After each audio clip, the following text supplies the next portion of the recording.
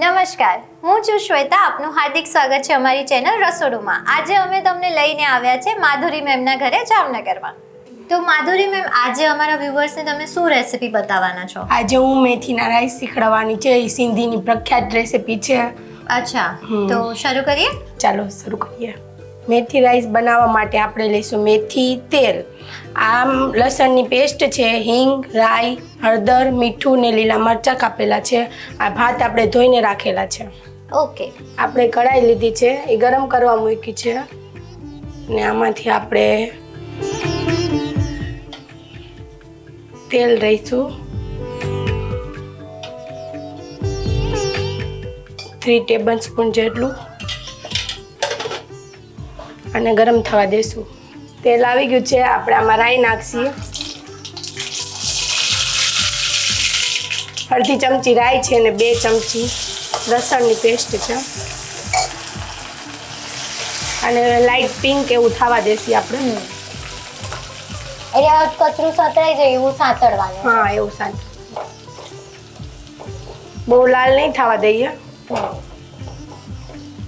બસ થઈ ગયું છે. આમાં હવે મેથી નાખીશું આપણે. ઓકે. મેથીને એકદમ સારી રીતે સોતરી લેવાની, જેથી એની કડવાશ બધી નીકળી જાય.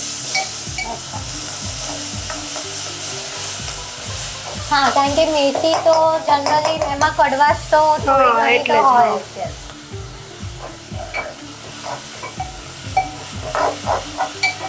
મેથી સતરાવાની સાથે જ એકદમ બેસી ગઈ.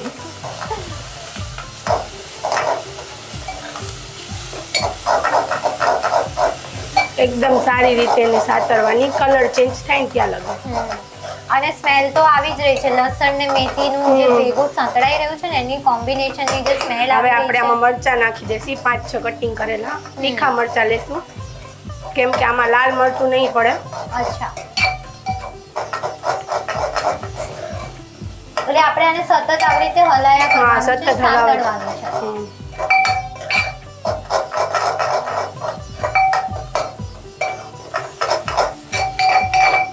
મેથી સોતરાઈ ગઈ છે. હવે આપણે આમાં હિંગ નાખીશું. ગેસ ધીમો કરીશું આપણે. આમાં આપણે હળદર અને 2 ચમચી આપણે ભાત લીધા છે એટલે 2 ચમચી જેટલું મીઠું નાખીશું. 2 ચમચી મીઠું લેસી, 2 વાટકી ભાત લીધા છે એટલે આ બધાને એકદમ સારી રીતે સોતરી લેશું.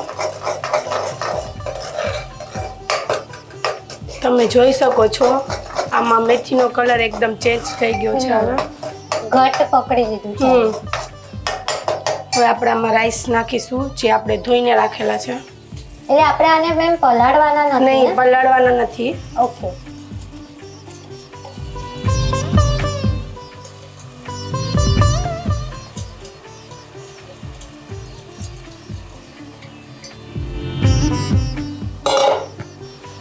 અને ફોરા હાથે હલાવશું જેથી કરીને રાઈસ એકદમ તૂટી ન જાય.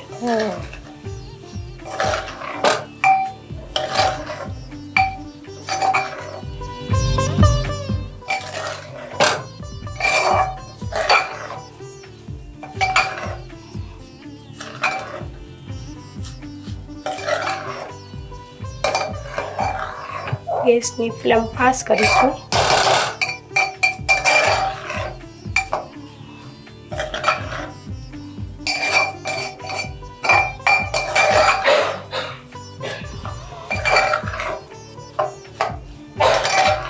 એકદમ સારી રીતે હલાવી નાખવાના, ધીમે ધીમે, જેથી આપણા ભાતના ટુકડા ટુકડા ન જાય. પડી જાય.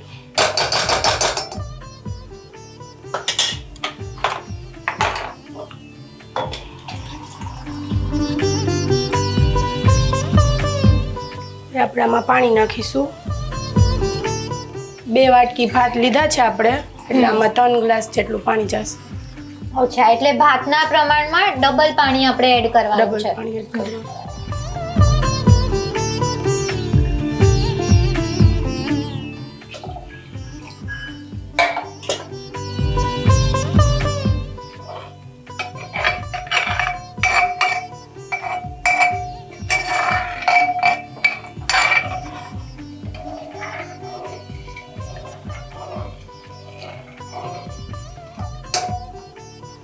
હવે એકદમ હવે સારી રીતે ઉકળવા દઈશું.